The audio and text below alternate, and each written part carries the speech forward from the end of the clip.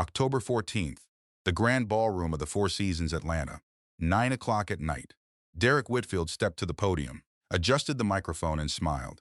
10 feet away, his wife sat perfectly still. 8 months pregnant, midnight blue dress, hands folded on the table, watching him. He cleared his throat.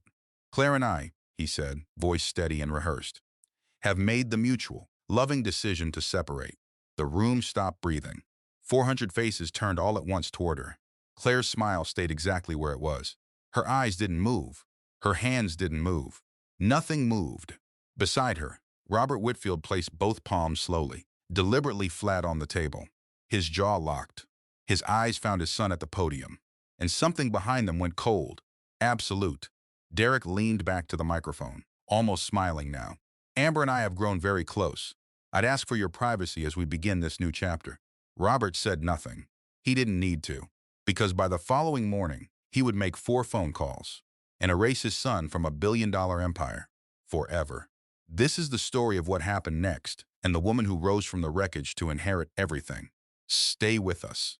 You will not want to miss a single word. On the evening of October 14th, inside the Grand Ballroom of the Four Seasons, Atlanta, in front of 400 of the most powerful people in the Southeast, Derek Whitfield walked to a podium, tapped the microphone once, and destroyed his wife's life on a live stream watched by 40,000 people. His wife, Claire, 8 months pregnant with their first child, was seated 10 feet from the stage. She was wearing midnight blue. She had her hands folded on the table the way she always did when she was holding herself very still inside, and she heard every single word her husband said. What Derek forgot, and it was the thing that would ultimately cost him everything, was that his father was seated right beside her. His father, Robert Whitfield, the most methodical and patient man in the state of Georgia, was watching his son from that head table with the expression of a person who has been waiting for exactly this moment for a very long time. By the following morning, Robert Whitfield would make 4 phone calls, send 2 emails, and execute a legal restructuring so precise and so devastating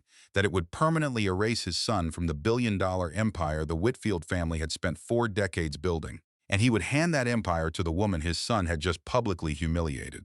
But before we get to any of that, you need to understand what kind of woman Claire Bennett Whitfield actually was. Because this is not a story about a woman who was rescued by a powerful man. This is a story about a woman who was finally given enough room to become what she had always been. So let us go back to the beginning.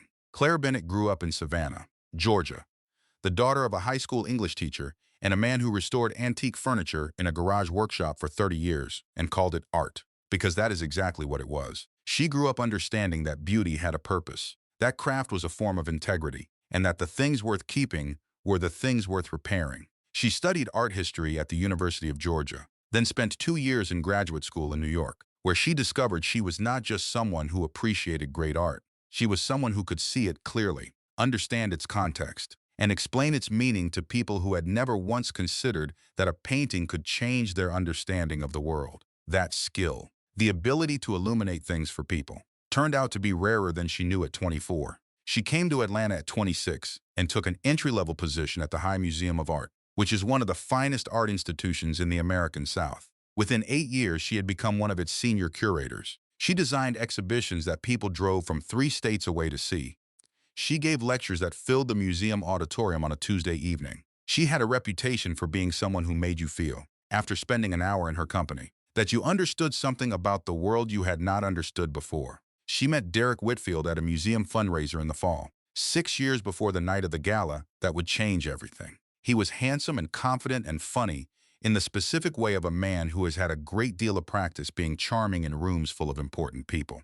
He asked her 3 questions about a Hopper painting on the wall, questions that showed he had actually looked at it, and she decided that was enough to give him her number. They dated for 2 years. She met Robert Whitfield on a Sunday afternoon in December, at a small family dinner at the Whitfield estate in Buckhead. She had been nervous. She had worn a dark green dress and brought flowers from the market on Peachtree Road, which she immediately worried was too informal a gesture for a man worth several $billions. Robert had taken the flowers, put them in water himself without asking anyone to do it for him, and spent the next hour asking her questions about a Matisse exhibition she had recently curated. Not because he was being polite, because he was genuinely curious. She understood, walking out to Derek's car that evening, that she liked his father more than she had expected to. She also understood. in the particular way that women who pay close attention to the world understand things, that this was going to be complicated. They married in September, in a ceremony at a restored plantation house outside Atlanta. 210 people attended. Robert gave a toast that was 3 minutes long and made everyone in the room cry, including Derek, and including Robert himself, though he turned slightly away when that happened, the way men of his generation do when they are surprised by their own feelings. Claire left the museum 6 months into her pregnancy. It was her choice, made clearly and without pressure. Though Derek had agreed to it a little too quickly in a way she filed away without examining too closely.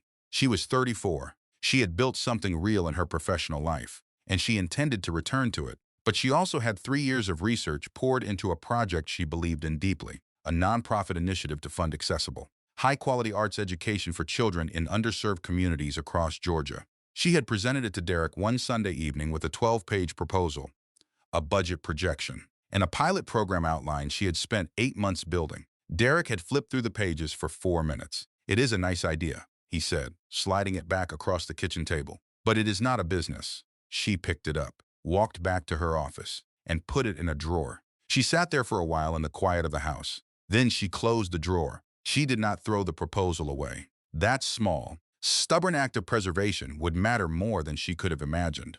By October, she was 8 months pregnant, living in their house in the Morningside neighborhood, and very carefully not thinking too directly about the fact that her marriage had been feeling, for the better part of a year, like a room from which someone had been slowly removing the furniture, piece by piece, until she was standing in something that looked like a home from the outside and echoed like an empty building when she was alone inside it. She was still in that room, emotionally speaking, when she stepped out of the elevator on the 14th floor of the Four Seasons Atlanta that October evening, in a midnight blue dress that her best friend Jess Calloway had told her made her look like someone who was about to say something important. Claire had laughed at the time. She had no idea how right Jess was going to turn out to be. There is a particular kind of tension that lives in a marriage when one person is quietly keeping score. It does not announce itself. It does not erupt in dramatic confrontations or slammed doors. It lives in the space between conversations, in the tone that arrives half a second before the words, in the questions that stop being asked because both people already know the answers will cause trouble. Derek Whitfield had been keeping score for the better part of their 6 years together, and the accounting was meticulous. He was the CEO of Whitfield Media, the digital content and streaming subsidiary of his father's company, Whitfield Dynamics. It was a profitable, well-regarded operation that employed over 300 people and generated significant revenue every fiscal year. By any reasonable standard, Derek Whitfield was a successful man running a successful company. The problem was that Whitfield Media was not his company. It was a division of an empire his father had built from a 2-room office in Midtown Atlanta in the 1980s, growing it into one of the most powerful technology and enterprise software companies in the American South. Whitfield Dynamics had made Robert Whitfield wealthy beyond the calculations of ordinary ambition. Derek had not built any of it. He had been handed a leadership position in a subsidiary and spent every year since trying to convince himself and everyone around him that this was the same thing. And then there was Claire. Robert had begun quoting Claire's opinions in board meetings 3 years into their marriage, not because he was trying to undermine Derek, or at least not consciously, but because Claire had said something insightful at a family dinner about consumer trust in technology companies. And Robert, who recognized a good idea regardless of its source, had simply repeated it the following Monday. Derek had heard about it from his CWO, a practical, no-nonsense woman named Ellen Hayes, who mentioned it in passing without any understanding of what it would mean to him. It meant everything. There had been other moments. Robert had asked Claire, not Derek, to represent the family at a major arts philanthropy reception the previous spring. Robert had told Derek once, in front of 3 board members, that when Claire walked into a room, she made people want to be better, and that Derek should study that. Derek had smiled and nodded in the moment and then spent 3 days not sleeping properly, running that sentence through his head like a stone through a tumble polisher, wearing it down into something sharp. He had never told Claire about any of this. He had simply begun, gradually and then all at once, to treat her connection with his father as evidence of a conspiracy rather than a natural human affinity. He had started staying late at the office. His phone had started living face down on every surface. He had begun, in ways too small to name individually but too consistent to ignore in aggregate, to absent himself from the marriage while remaining physically present in the house. Claire had talked about it with Jess Calloway on a Saturday morning in late September, 2 weeks before the gala. Jess was Claire's oldest friend, a licensed therapist she had known since their undergraduate years at Georgia, and the one person in Claire's life who could be trusted to say the true thing even when the true thing was unwelcome. They were in Jess's kitchen. Jess was still in her robe. Claire was holding her coffee mug with both hands, the way you hold something when you need an anchor. "When did you last feel like Derek was genuinely happy to see you walk into a room?" Jess asked. Claire looked at the table for a long time. "I don't know," she said. "That is your answer," Jess said quietly. "That is the whole answer." "He is under a lot of pressure," Claire said. "The company is in a transition year. We are about to have a baby. This is not the time to be pulling at threads." Claire just set down her own mug. "I love you more than almost anyone on this earth. And I need you to hear something. You have spent the last 20 minutes describing his stress as the reason for your unhappiness. When do we talk about your stress?" Claire changed the subject. She was very good at changing the subject. She had been practicing for years. Here is something worth pausing on, because it matters beyond this particular story. When we love someone, we are extraordinarily talented at reframing their behavior in the most generous light possible. That is not weakness. That is loyalty. But loyalty without clear eyes is just vulnerability with a better name.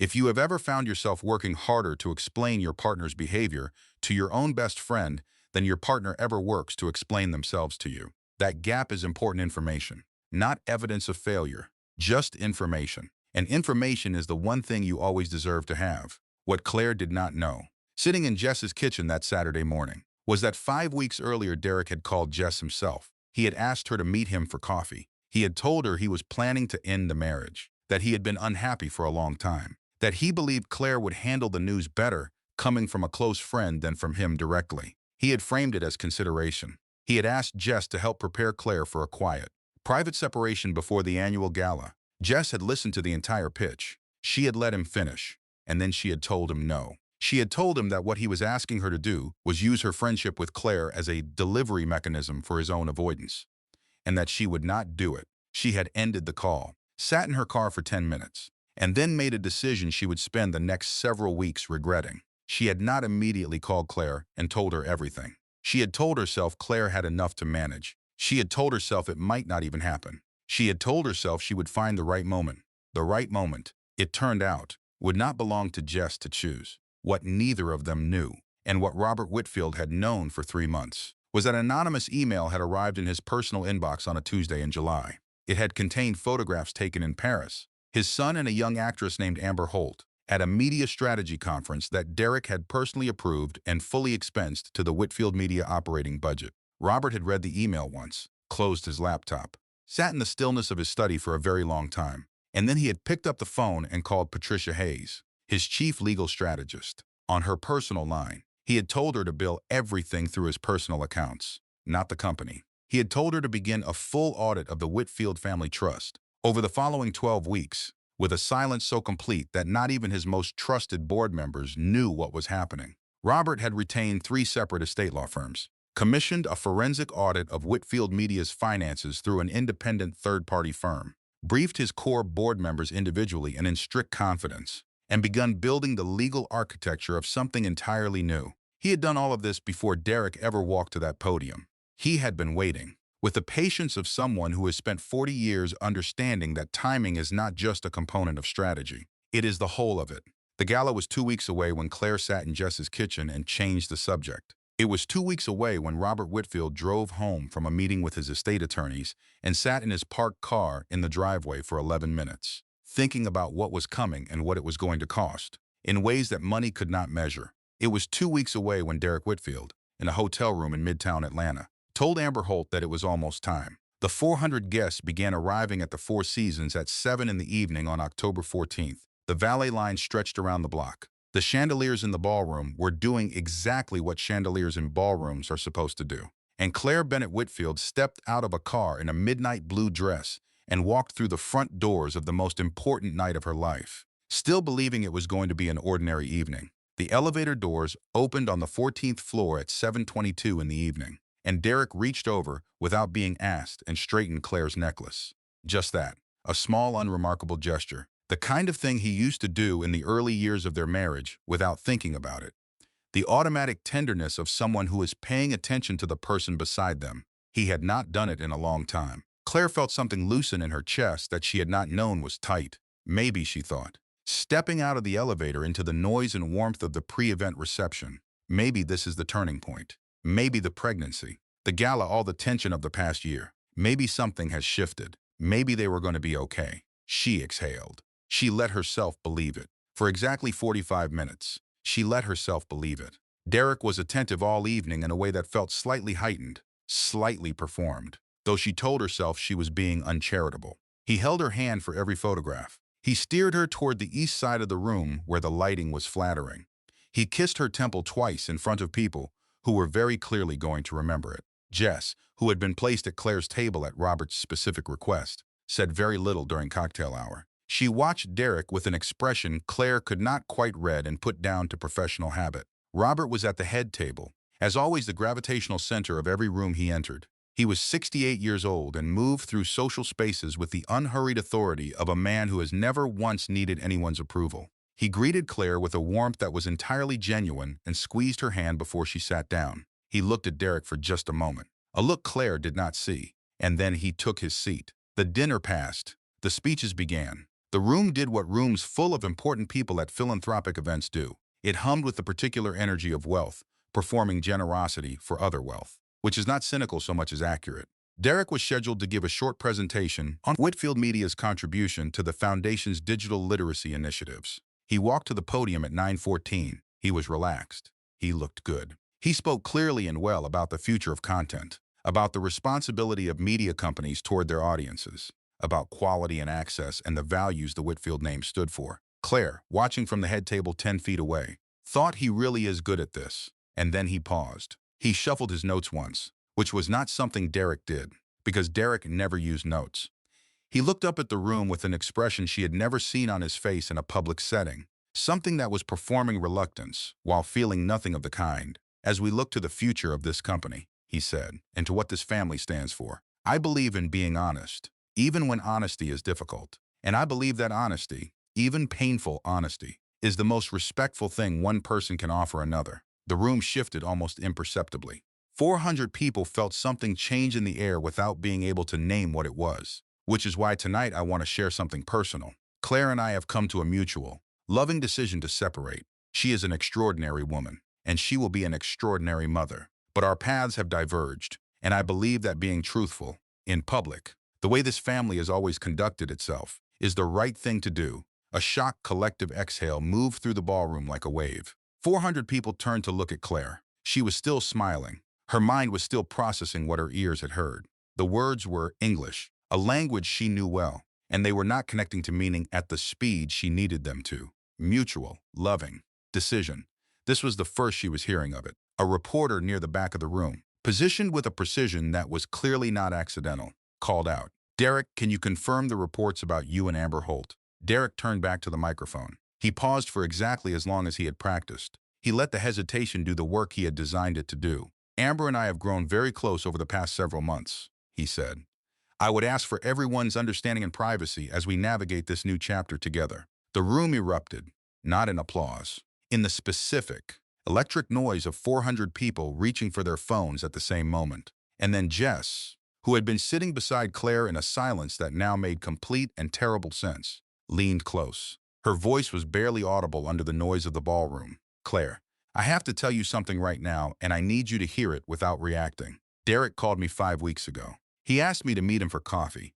He told me he was ending the marriage, and he wanted me to help convince you to accept a quiet separation before the gala. He said it would be cleaner for everyone. He said you would take it better coming from me. Claire did not move. I told him no. I told him I would not do that to you, and I should have called you that same day and told you everything. I did not do that, and I am so deeply sorry. The room was still erupting around them. Somewhere to Claire's left, she could hear the specific murmur of people who had recognized that something historic was happening and were adjusting their positions accordingly. What she had just learned, in those 2 sentences from Jess, reframed everything. This had not been a decision made in passion or exhaustion or the kind of marital collapse that happens gradually and then all at once. Derek had planned this with the same project management discipline he applied to quarterly targets. He had attempted to recruit her best friend as his advance operative. When that had failed, he had chosen maximum public exposure instead. The cruelty was not impulsive. It was a campaign. Robert was on his feet. He had not said a word. He did not need to. His face communicated everything that was necessary. Claire placed her napkin on the table. Precisely. Without hurry. She stood up. Jess was on her feet in the same second, one hand on Claire's arm, steady and sure. Robert rose beside her. Claire gave him a slight nod, the smallest possible signal, and she walked out, not rushing, not stumbling, not looking back at the man still standing at the podium, who was now being photographed beside a woman in ivory who had arrived through a side entrance at exactly the right moment. Claire's chin was level. Her shoulders were back. Every step was measured and unhurried. The cameras that followed her caught something they had not been expecting. Not collapse, not devastation, not a woman falling apart, a woman leaving. The footage would be trending before the valet brought the car around, in the elevator going down. Claire stood without speaking. The city lights of Atlanta blurred past the glass. Jess kept her hand on Claire's arm. There is a specific kind of pain that arrives when something you hoped was recoverable turns out to have been premeditated. It is different from ordinary betrayal. It is closer to a particular kind of erasure. The message is not that someone stopped loving you. The message is that they planned this while you were sleeping beside them. They planned this while you were decorating the nursery. They planned this while you were asking if they were okay. Claire felt that in the elevator. She felt it in the car. Somewhere between the 14th floor and the lobby of the Four Seasons Atlanta. She made a decision. Not a dramatic one. Not a cinematic one. Just a quiet, private, absolute decision. She was done making excuses for him. Completely. Permanently. Done. The Whitfield estate in Buckhead was quiet when they arrived, the way large houses go quiet at night. All that space holding its breath. Robert did not take Claire to a guest room. He led her to the garden suite, a wing of the house he and his late wife Margaret had renovated a decade earlier in anticipation of grandchildren who had not yet come. Margaret had called it getting the nursery wing ready, just in case. She had never lived to see a grandchild sleeping in it. Robert had not changed a thing in it since her death, which said everything about who he was and nothing he would have put into words. "This is your home," he said, standing in the doorway of the suite. His voice was low and completely certain. "For as long as you need it to be." He left her there with a glass of water and a steadiness that she had always found remarkable in him. That capacity to be entirely present without demanding anything from the presence. An hour later, headlights swept the long driveway. Derek arrived with the drunken, belligerent energy of a man who has rehearsed a speech and intends to deliver it. He had been celebrating, which told Claire everything she needed to know about the difference between the marriage she thought she had been in and the one that actually existed. He found Robert standing alone in the marble-floored entrance hall, in the dark, waiting. Not a meeting born of coincidence. A meeting Robert had planned for. "Where is she?" Derek said, skipping every available greeting. "Resting," Robert replied. His voice was the specific calm of a man containing something enormous. "She will not be speaking with you tonight, or at any point in the future without legal representation present. Come on, Dad. Do not be dramatic." It was a clean break. Better to be honest about things than to drag them out. Robert repeated the phrase back to him. A clean break. He said it the way you repeat something, to make sure you have heard it correctly. You took your wife, the woman carrying your child, my grandchild, and you publicly humiliated her in front of 400 people on a live stream. You used this family's foundation and this family's name as the stage for the launch of your affair. You tried, 5 weeks in advance, to recruit her closest friend to do your advance work for you. And when that failed, you chose the most public venue available. He took a single step forward. In the dim light of the entrance hall, Robert Whitfield was not a grieving father. He was something more elemental than that. You call that a clean break. I call it a declaration of character. And the character it declares is not one I am willing to continue associating with this company or this name. Derek's rehearsed speech evaporated. What replaced it was the rawer, older thing underneath. The lifelong resentment of a man who has always felt his worth was being evaluated and always been found insufficient. "This is my life, Dad, mine, not a division of Whitfield Dynamics. You have spent 30 years treating me like a problem to be managed and her like the solution. You have never once looked at me the way you look at her." "You are correct," Robert said. His voice was very quiet. "I have not. And that is a failure of mine that I have thought about a great deal. You deserved more honesty from me about what I saw in you and what I did not. I should have had that conversation years ago." He paused. "But what happened tonight was not a product of my failures. It was a product of yours. Your personal life is yours. Your choices are yours to make. But the consequences of those choices belong to the name you carry, and that name belongs to me." He turned his back. In the Whitfield family, this was not a gesture. It was a verdict. My security will show you out. Your access to all company accounts and properties has been suspended, effective 1 hour ago. You will hear from my attorneys in the morning. Derek stood in the entrance hall of the house where he had grown up, in the silence his father left behind, and understood for the first time that he had not simply ended his marriage. He had ended everything. 40 minutes after Claire settled into the garden suite, still in her midnight blue dress, shoes off, one hand resting on her stomach, headlights swept the driveway again. Not Derek's car, Jess. With 2 cups of tea from the 24-hour diner on Peachtree Road, the one they had been going to since they were 26 years old. Having driven 40 minutes without being asked or texted or called, she had simply known. She sat down on the window seat next to Claire. She did not immediately begin making a plan or offering a framework. She just sat, the way someone who has loved you for a long time knows how to sit. Eventually, Claire said, I keep going back through everything, looking for the place where I missed it. You did not miss it because you were blind, Jess said. You missed it because you were building a life while he was building an exit. You were playing a completely different game. Then why do I feel like I lost? Because tonight was his move, not the last one. And this was never about you being less than anything. It was about him being terrified you were more than everything. Claire was quiet for a moment. He tried to use you, she said, not as an accusation, as a statement requiring acknowledgement. Yes, Jess said. And when you said no, this is what he chose instead. Another silence. The garden outside the window was very still. Okay, Claire said finally. It was one word. It did not seem sufficient for what it was carrying, but Jess heard everything inside it and nodded once. Here is something worth sitting with, because it goes beyond this particular story and into something most of us have felt at one point or another. The people who choose public humiliation as their method of communicating with you are almost always people who are most afraid of your private strength. They choose the audience because they need witnesses to make the damage feel real.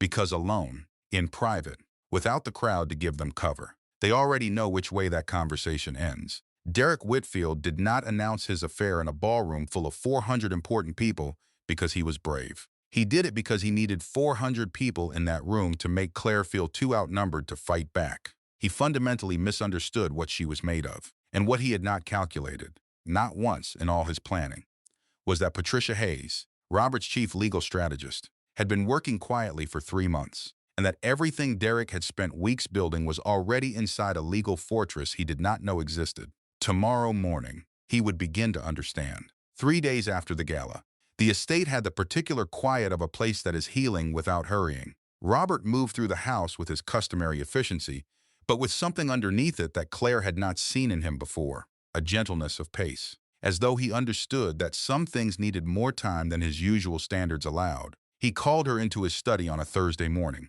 the mahogany-paneled room where, as Jess had once joked, serious men had been making serious decisions since 1987. He told her what he had been building, the new division, the endowment, her role as its president, the full unconditional support of the board. He pushed a leather portfolio across the desk toward her. Inside, alongside the legal documents and the financial projections and the board resolution, was a set of papers she recognized immediately. 12 pages. Her own handwriting on the cover page. Her arts education proposal. The one she had presented to Derek on a Sunday evening 2 years earlier.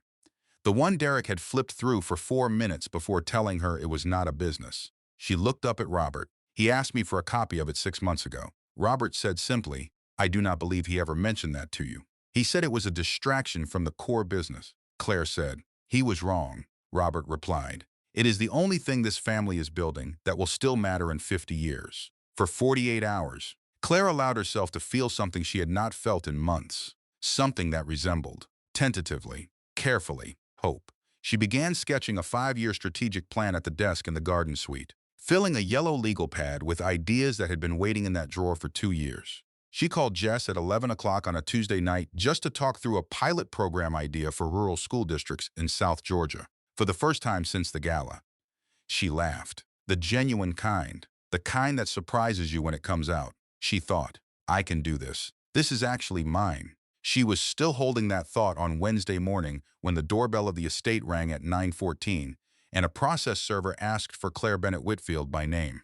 The manila envelope was addressed to her directly. She opened it at the kitchen table, still in her coffee and morning light state, still holding the warmth of the past 2 days. She read through the first page, then the second. Then she went back to the first page and read it again. more slowly. Derek had filed an emergency motion in Fulton County Family Court, not contesting the divorce, not arguing the financial terms of the separation, something else entirely. He had submitted a formal petition citing Claire's abrupt change of primary residence, her documented emotional volatility in the period following separation, and her sustained exposure to a high-conflict corporate environment as material concerns bearing on the welfare of an unborn child. He was petitioning for primary physical custody of their daughter, before the baby had even been born. Attached to the petition was a sworn declaration from a licensed clinical psychologist named Dr. Gerald Marsh, who offered detailed professional assessments of Claire's psychological fitness and parenting capacity.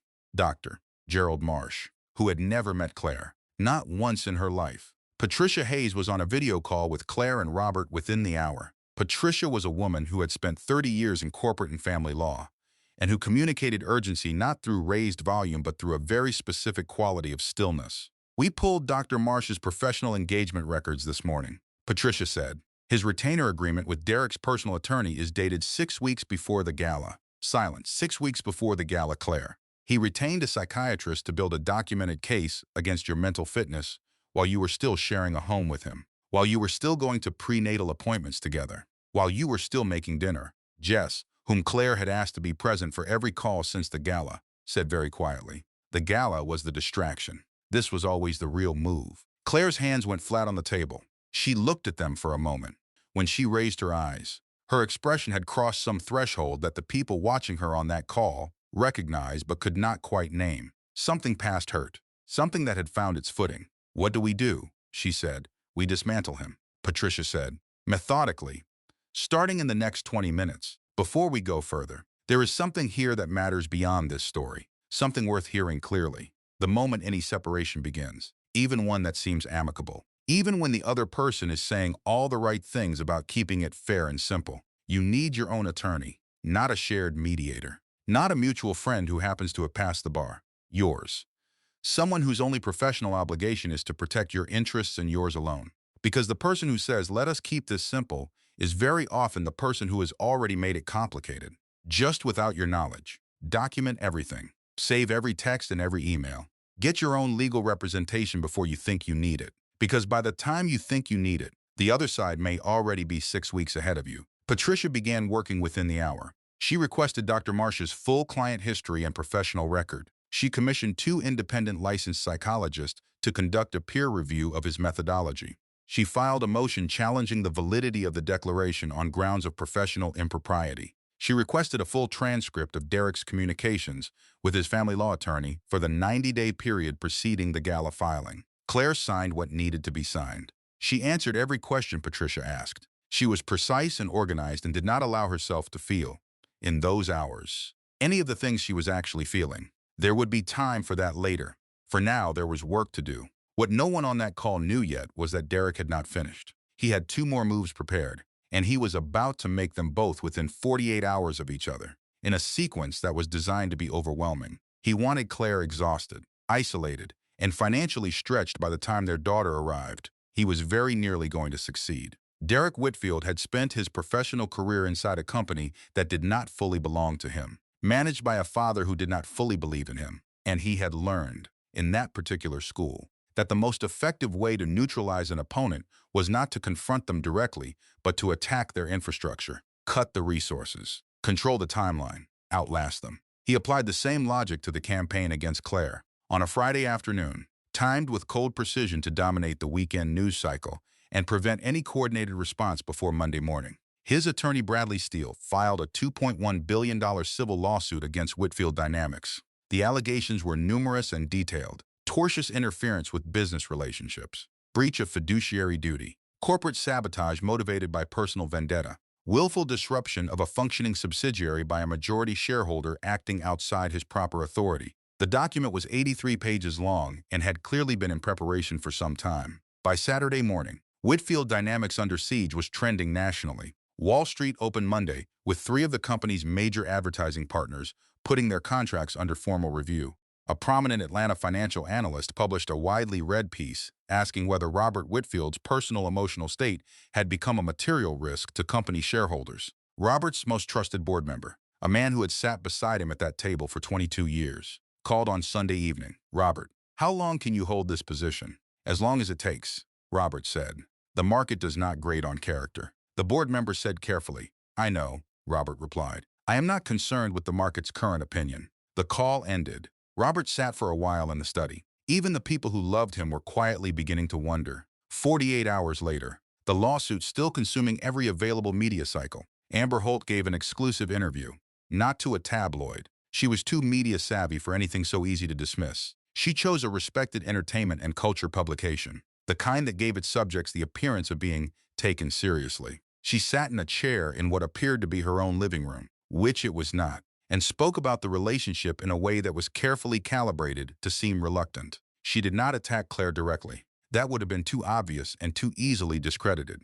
Instead, she positioned herself as a woman who had fallen in love without fully understanding the complexity of the situation, who had only gradually come to see how layered the Whitfield family dynamics truly were. Then she said, with a tremor in her voice that had clearly been rehearsed, Derek always described Claire as someone who had cultivated a very specific relationship with his father, that the closeness between them was not entirely natural, that Claire had worked very deliberately to position herself as the emotional center of the family, in a way that left Derek feeling like an outsider in his own home. She paused. I am not saying that is true. I am saying that is what I was told, and I believed it. I think a lot of people would have. Comment sections across every platform fractured into two violent camps before the day was out. Business media picked up the secondary narrative. Was the Claire Bennett Whitfield Foundation a personal agenda years in the making? Had Robert Whitfield been systematically influenced by a calculating daughter-in-law? For the first time since the gala, the story was no longer clearly Derek's fault. The ground Claire had been standing on began to feel unstable. She read the interview on her phone in the garden, sitting on the stone bench at the far end of the property, the one that looked out toward the Atlanta skyline through the gap in the boxwood hedges. It was a cool afternoon in late October. The trees had gone amber and red. Her daughter kicked. Hard. Twice. The strong, insistent movement of a child who has opinions about the world and intends to make them known. And Claire, who had been composed through the gala and the custody filing and the lawsuit and the deposition preparation, and the sleepless nights and the press coverage and every single moment that had required her to be dignified and measured and professional and calm, came undone. Not gracefully, not in the way that looks good in a film, in the way people actually fall apart when they have been holding themselves together for too long, all at once, shaking and breathless, the kind of crying that takes over the whole body because it has been waiting too long to begin. Jess found her there. She had driven to the estate without calling ahead, the way she had been doing since college when she could feel, at a distance she could not explain, that Claire needed her. She came through the garden gate. She saw Claire from across the expanse of grass and stone. She walked quickly. She sat down on the bench. She did not say anything. She put her arm around Claire and held on. Between broken attempts at speech, Claire managed. I am so tired. I am so tired of being the dignified one. I am so tired of being calm while he burns everything down, and I am just supposed to hold myself together and be composed and graceful, and I am so tired of that being the thing that is required of me. She pulled in a shaking breath. Why does strength always have to mean staying quiet? Why do I have to conduct myself with grace while he just gets to be destructive, and nothing is required of him except ambition and the ability to make other people feel small? She stopped, could not finish it. Jess held her tighter, and then she said something that Claire would repeat, years later, in interviews and boardrooms and conversations with young women who reminded her of who she had been at 34 years old on a garden bench in October. It does not, Jess said, firmly, without softening it for comfort. Strength is not staying quiet. It is not composure. You have been telling yourself that story for too long, and it is not true. You are allowed to be furious. You are allowed to fall apart completely. You are allowed to be a total wreck on this bench for as long as it takes. She paused. And when you are ready, you are allowed to fight. A long silence. The city sat on the horizon, indifferent and glittering, and entirely unconcerned with what was being decided on this bench at this moment. Claire wiped her face. She straightened her spine. The small specific movement that Jess had been watching her make since they were 22. The one that meant something had settled in her that was not going to unsettle again. Okay, Claire said. Her voice was completely steady. Then let us fight. That moment on the bench in the garden was the real turning point. Not the foundation announcement. Not the legal victories that followed. Not the settlement. It was the moment Claire Bennett Whitfield stopped performing strength and started actually finding it. And what she found there, In all the mess and fury and exhaustion she had been folding into something presentable for months, was not composure. It was clarity. She knew exactly who she was. She knew what she wanted. And she knew what she was going to do about it. The following morning, Robert called Claire into the study. He closed both doors, which he had not done before in any of their conversations at the estate. Something in that gesture told her this was different from everything that had preceded it. He did not sit down. He stood with his hands behind his back, which was the posture he took when he was making himself stay still. And he told her something he had told no one. 3 months before the gala, in July, an anonymous email had arrived in his personal inbox. It contained photographs from Paris. Derek and Amber Holt at a media strategy conference that Derek had personally approved and billed entirely to the Whitfield media operating budget. Robert had read the email once. He had sat with it. He had not confronted Derek. He had not called Claire. He had not told Patricia Hayes that same afternoon and set everything in motion immediately. Instead, over 12 weeks, with a silence so complete that not even his most trusted board members knew what was happening, he had retained Patricia Hayes on his personal accounts, commissioned a forensic audit of Whitfield Media through an independent firm, retained 3 separate estate law firms to restructure the family trust, briefed his core board members one by one in strict confidence, and built the complete legal architecture of the foundation, with Claire's name on it, before Derek ever made his move. The foundation documents are signed and dated 3 months before the gala, Robert said. He pushed a folder across the desk. You were always the plan, Claire. I simply needed him to act first. Claire was quiet for a very long time. You knew, she said. Yes, for 3 months. You knew. Yes. The quiet between them was different from the commanding silences Robert usually occupied. This was the quiet of a man who has made a choice he believed was correct and is waiting to find out what that choice has cost him. Why did you not tell me? She asked. He took a long breath. Because I know my son. If I had confronted him privately, with evidence, he would have found a quieter way to hurt you. Something I could not see coming and could not prepare for. Something that would not have had 400 witnesses. I have watched Derek operate his entire life, and I know that when he feels cornered, he does not retreat. He finds the thing you love most and he goes for it. He looked at her directly. I needed him to move on his own timeline, publicly, irreversibly, in a room full of people who would never forget what they saw, so that what came next could be equally public and equally permanent, and there would be no version of events he could rewrite. Claire sat with that for a while. I understand why you did it, she said finally. She did not say she would have made the same choice. She did not say she forgave him for the weeks of the custody filing and the lawsuit and the Amber interview that might have been prevented. She held both things, the gratitude and the complexity, and she decided, in that moment, that holding both was not contradiction. It was honesty. What do we do now? She asked. Robert almost smiled. Not quite, but close. Now, he said. Patricia Hayes finishes her work. What happened over the following week was not dramatic in the way that movies require things to be dramatic. It was systematic. Patricia filed motions. She submitted documentation. She built cases with the precision of someone who has been constructing this particular argument for 3 months and knows exactly where every brick belongs. The forensic audit of Whitfield Media produced findings that were, in Patricia's careful professional language, significant. Derek's use of company accounts for personal expenses, including travel and accommodations for himself and Amber Holt, was documented with dates and amounts across 14 months. A pattern of acquisition decisions that had cost the company nearly $90 million in losses was reconstructed and attributed.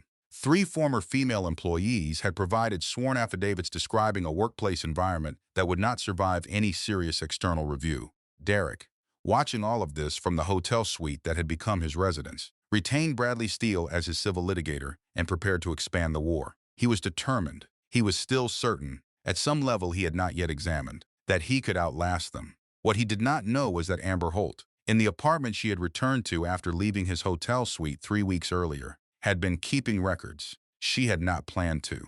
She had given the interview believing she was telling a story that was essentially true, that Claire had been calculating, that the marriage had been more complicated than it appeared from outside, that Derek had been suffocating under the weight of a father who preferred his daughter-in-law. Within 72 hours of the interview publishing, she had started to see things differently, not because of the public reaction, though that was not what she had expected, because of Derek's reaction. He was not relieved that the interview had helped his case. He was pleased with himself in the very specific way of someone who has successfully deployed a tool. He called her to congratulate her performance. And in the word performance, In the particular satisfaction with which he said it, something became clear to Amber Holt that had not been clear before. She began, in the days that followed, doing what women do when they finally understand what they are in a room with. She started paying close attention. She started writing things down.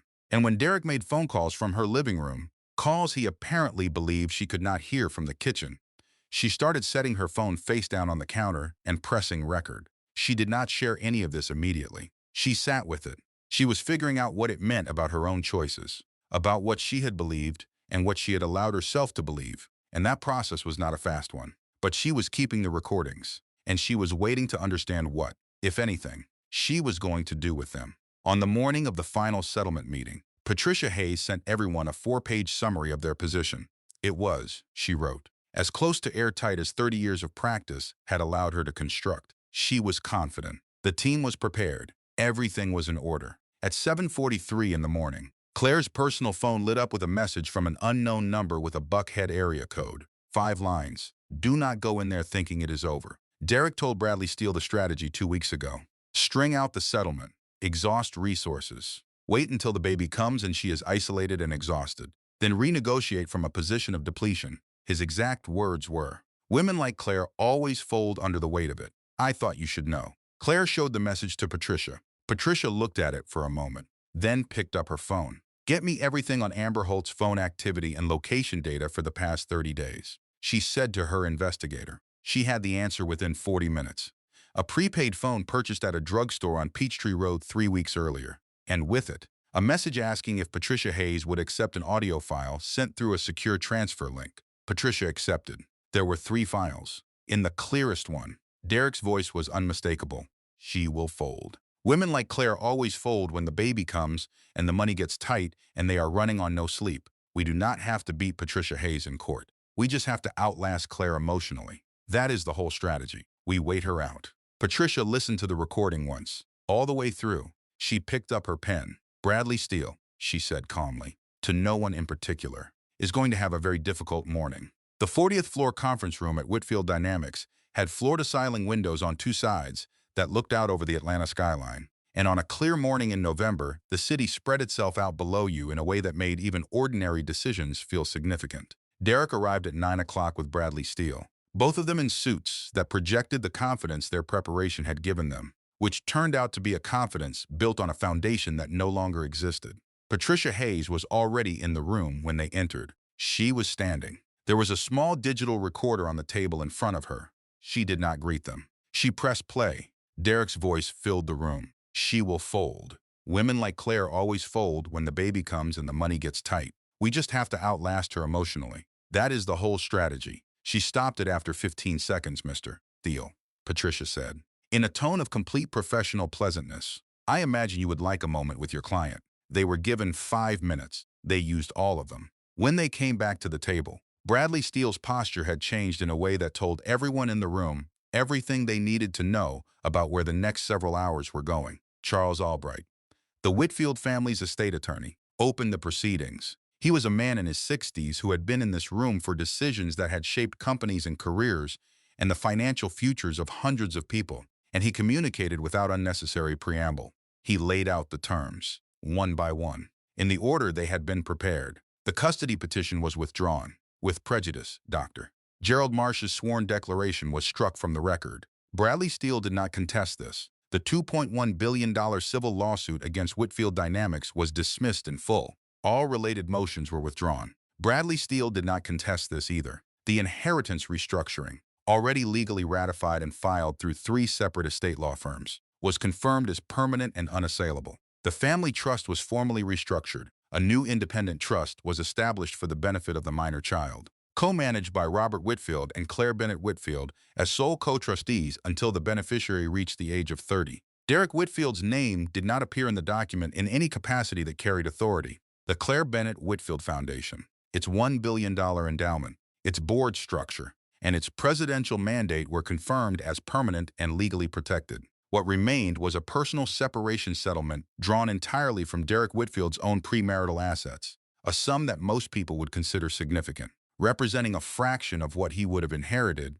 and everything he had built independently. In exchange, he waived all future claims against Whitfield Dynamics. Whitfield Media, and all related entities. He acknowledged the custody and co-parenting arrangement, naming Claire as primary custodial parent. He accepted a co-parenting framework that Patricia and a child development specialist had spent 40 hours designing. Charles Albright slid the final signature page across the long polished table to the chair where Derek was sitting. Derek looked at the page. He looked at his attorney. Bradley Steele gave the very small nod of a man who has run out of options and knows it. Derek picked up the pen. His hand shook. It was visible to everyone in the room. No one acknowledged it. Claire did not watch him sign. She was looking out the window at Atlanta, the city where she had arrived at 26 with a graduate degree and an obsession with impressionism, and the belief that beauty had a purpose and craft was a form of integrity. The city where she had built a career, and then a marriage, and then lost the marriage, and then, in the losing of it, found something she had not known she was looking for. She felt with a clarity that surprised her. The specific sensation of a door that has been standing half open for years finally, quietly, closing all the way. Not triumph. Not relief, exactly. Not even the particular satisfaction of being proven right, which she had imagined might feel good, but turned out to feel like nothing at all. Just a clean, uncomplicated sensation of completion. Derek stood. He did not look at her. He walked out of the 40th floor conference room without speaking to anyone. Through the lobby of the building his grandfather had founded, past employees who recognized him and looked away. He crossed the marble floor of the lobby and went out through the revolving door into the November morning, and the city received him with complete indifference. He was, as of that moment, a man whose name appeared on no document that carried authority in the Whitfield empire. He had a sum of money and a co-parenting schedule and a hotel suite and a series of decisions he would be living with for a long time. He was 39 years old and starting over in a way he had never imagined, because the thing he had always confused with a starting point turned out to have been the entire foundation. Jess was in the parking garage below the building. She had been sitting in the car for 2 hours with a podcast playing at low volume that she was not actually listening to. She saw Claire's face the moment she came through the glass doors from the elevator lobby. "Well," Jess said. Claire got into the passenger seat. She closed the door. She looked at her oldest friend. "It is done," she said. Jess exhaled, slowly, from somewhere very deep. She reached over and took Claire's hand in both of hers. They sat in the quiet of the parking garage for a full minute without speaking. The concrete echoed slightly. Somewhere above them, the ventilation system hummed. Then Jess said, "How do you feel?" Claire thought about it honestly. The way she had been trying to do everything since the night of the gala, honestly, without performing the feeling she was supposed to have. "Like I had been running a race I did not choose," she said, "in shoes that did not fit, on a course someone else designed. And I just crossed the finish line. And now I want to stand still for a minute, and then go find my own race." Jess looked at her for a moment. "That," she said, "sounds exactly right." They pulled out of the parking garage into the Atlanta afternoon. Jess turned the radio on. An old song came through. Something from their college years. Familiar in the way that some songs are familiar. Not because you have listened to them carefully, but because they have been in the background of enough important moments that they become associated with the feeling of being alive and getting through things. Neither of them said anything about it, but Claire reached over and turned it up. 3 months after the settlement, on a morning in early February when the Atlanta winter was doing the mild, non-committal thing it always did, Claire Bennett Whitfield sent a text message to an unknown number. The number belonged to Amber Holt. The message was short, an address and a time. No explanation required. They met at a coffee shop in Decatur, a neighborhood neither of them had particular associations with, which was perhaps the point. A corner table, the kind with a clear view of the door, the kind that people choose when they want to be able to see what is coming. Both of them arrived 3 minutes early, which meant they arrived at the same time. They stood at the door for a moment, recognizing each other with the specific discomfort of people who have been significant in each other's lives without ever having met. They ordered coffee. They sat down. Amber Holt, without the architecture of the interview or the performance of the public persona, was quieter than Claire had expected, more uncertain. She looked like someone who had been having a series of very honest conversations with herself and finding those conversations neither comfortable nor avoidable. She had left Derek's hotel suite in November, 3 days after the interview published, after a phone call she had overheard that told her everything she needed to know about whose interests were actually being served by her version of the story. She had not spoken publicly since. She had turned down 2 interview requests, passed on an offer from a true crime podcast, and spent a significant portion of her time in the apartment she had returned to thinking about what it meant to be a person who had caused real harm. "I know that an apology does not," She started. She stopped, reorganized herself. There is not a version of this where what I did is excusable. I gave that interview. I repeated things I was told without asking whether they were true, and I had the ability to ask. You did, Claire said. Amber nodded, accepted this without defending herself. But, Claire continued, and her voice was measured and clear and not unkind. I also know that you were given a story about me that was not true, and you believed it, because he told it convincingly and consistently, and because that is what he is good at. And I know what it is like to believe it.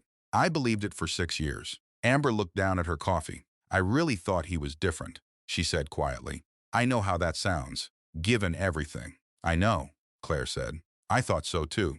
There was a silence that was not comfortable. Exactly, but was not hostile either. It had the quality of two people who are both looking at the same thing from different angles and finding that what they see has more in common than what separates them. They did not become friends. There was too much distance between them for that, and too little time had passed. And friendship would have been a kind of performance neither of them needed. What they found instead was something more honest than friendship and more durable than forgiveness. Mutual recognition.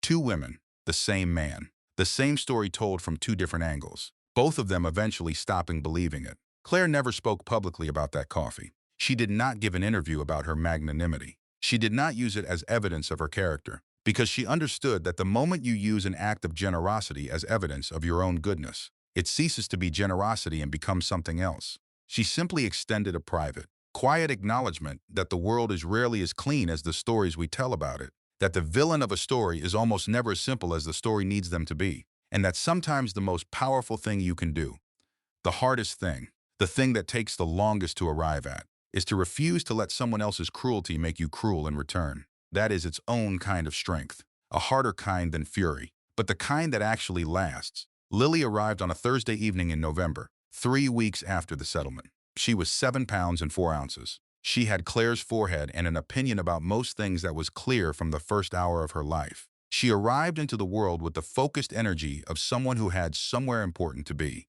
Robert Whitfield held her in the hospital room with the particular posture of a powerful man who has discovered, late in life, the one thing that makes all of his power feel beside the point. He held his granddaughter with both arms and looked at her with an expression that Claire had not seen on his face before. An expression she recognized as the specific version of love that has no calculation in it. He looked up at Claire. She was tired in the profound, cellular way of new mothers, and she was also radiating something that had nothing to do with exhaustion, a quality of arrival, of having come, through everything that had happened, to exactly the right place. She is perfect, Robert said. Yes, Claire said. She is. They stayed in the hospital room for a while, the three of them, in the particular quiet of the hours after something very important has just entered the world for the first time. Outside, Atlanta moved through its evening. Cars and people and the ordinary, irreplaceable business of life going on. Jess was in the waiting room with takeout from the Thai place on Ponce de Leon, waiting to be invited in and trying not to call every 10 minutes. Inside, Claire held her daughter. Her daughter held her finger with a grip that was startling in its certainty. I am here, that grip said. I am here and I intend to stay. 8 months after the night of the gala, on a Saturday evening in June when Atlanta was doing the warm, expansive thing that Atlanta does in early summer, the grand atrium of the High Museum of Art was full, not with the specific crowd of corporate philanthropy, the careful strategic warmth of people who attend events to be seen attending them, full with educators and documentary filmmakers and pediatric researchers and child development specialists and a cohort of public school principals from rural counties in South Georgia who had driven 2 and 3 hours to be here because what was being announced tonight was something that mattered to the work they did every day. Full with a venture capitalist Robert had personally called 6 times before he accepted, and with a technology executive who had not been to a philanthropy event in 4 years but who had read Claire's 5-year strategic plan and called Robert to say it was the most coherent vision for technology's relationship with arts education he had ever encountered. Full with people who were there because the work was real. Jess Calloway was in the front row. She had been crying since the cocktail hour. Her mascara was beyond any reasonable intervention, and she had fully accepted this as the price of caring about things. Robert Whitfield was backstage, seated in a chair that someone had thoughtfully positioned where Claire could see him from the podium. He was holding Lily, who was 7 months old and entirely unimpressed by the occasion. looking around the backstage area with the focused curiosity of someone who has recently discovered that the world contains more things than she has yet cataloged and finds this project compelling. Robert held her with the concentrated tenderness of a man who understands exactly what he is holding. The room settled. A board member introduced the foundation and its president with a brevity and warmth that suggested he meant it. The applause when Claire walked to the podium was the kind that comes from people who are genuinely glad to be in the room. Claire stood at the podium for a moment before she spoke. She was wearing something she had chosen herself without consulting anyone. She was 35 years old. She looked like what she was, a woman who had been through something significant and had come out the other side knowing things she had not known before, and who did not feel the need to pretend that the knowing had been painless. "I want to talk about what legacy actually means," she began. Her voice was clear and steady and carried in the atrium the way voices do when the room is actually listening. "Because I spent a long time believing it was something you inherited. A name, a position at a table someone else built, a story someone else started and handed to you to finish." The room was very quiet. "What I have learned in the past year, and it has been the hardest year of my life, and I am not going to pretend otherwise, is that real legacy is not what you are given." She paused. "It is what you build when you have nothing left to lose. This foundation exists because I lost something I had convinced myself I needed, and in losing it, I found out what I actually am. I am an educator. I am a curator. I am a mother. And it turns out I am very difficult to erase." The room laughed. The genuine kind. The kind with relief underneath it. The kind that happens when someone says something true out loud in public and everyone in the room recognizes it. Robert, backstage, looked at the ceiling for a moment. His jaw was set in the particular way of a man who is feeling something larger than his face is accustomed to showing. He looked back down at Lily, who had found his collar and was examining it with the thorough attention she brought to everything.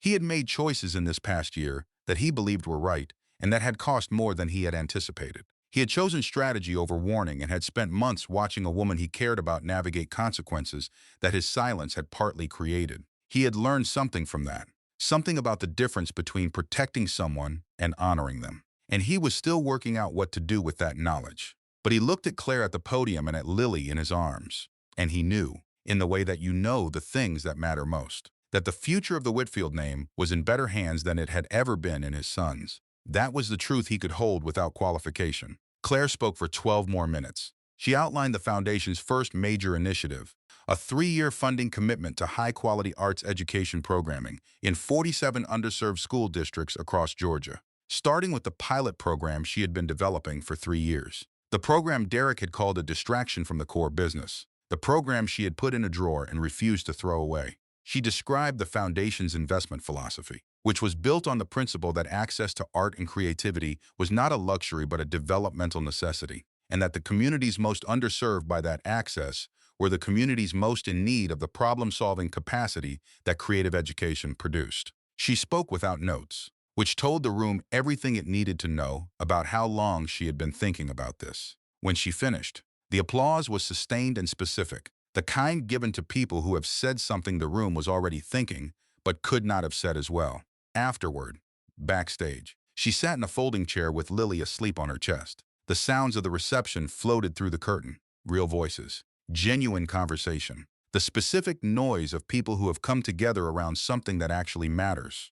Jess sat beside her, heels off, one remaining glass of champagne in hand, mascara in a state of complete and irrecoverable disaster. "How do you feel?" Jess asked. She had asked this question at every turning point of the past year. She would probably still be asking it when they were both 70. Claire looked at her daughter, at the curve of her cheek, at the way she breathed against her chest, deeply and entirely and without reservation. The way people only breathe when they are completely safe. Lily's small hand had found the chain of Claire's necklace and was holding it in sleep with an absolute, uncomplicated grip. "I am here," that grip said, same as it always did. "Like I am finally living in my own story," Claire said. From beyond the curtain, laughter. The particular warm laughter of people who are glad to be exactly where they are. Claire closed her eyes, held her daughter, felt the sounds of the room she had built move through the wall between them like light through a window. There is something worth carrying away from this story. Something beyond the legal strategy and the corporate maneuvering and the specific drama of one family's year of reckoning. Claire Bennett Whitfield did not win because she was perfect. She was not. She stayed in something too long. She explained away things that deserved to be confronted. She chose peace over honesty more times than she would ever feel good about. She missed things, not because she was foolish, but because she was loyal to someone who was using her loyalty against her, which is something that happens to careful, loving people with some regularity and carries no shame. She won because when the moment came, when everything was burning and she was 8 months pregnant on a garden bench in the dark, completely falling apart, she found, in the mess of it, the thing she had been made of all along. She won because she had one friend who showed up without being asked, with tea from a 24-hour diner, and told her the truth even when the truth was inconvenient. She won because a complicated man, in an imperfect way, showed her that character is worth more than bloodline, and that the things you build are more enduring than the things you inherit. And she won because somewhere inside herself, even at her absolute lowest, she never fully stopped believing she deserved better. If any part of this story felt familiar to you tonight, if you have ever been the most capable person in a room that refused to see it, if you have ever stayed somewhere too long because leaving felt like admitting defeat, if you have ever performed composure so successfully that you convinced even yourself that you were not in pain, then hear this. The moment someone shows you who they truly are is not your ending. It is your permission slip. Leave a comment and tell us which moment in this story stayed with you. We read every single one. If this moved you, share it with someone who needs it today. It costs you nothing, and it might mean everything to them. Subscribe if you are new here, because the best revenge is not living well. It is building something they never believed you were capable of. See you in the next one.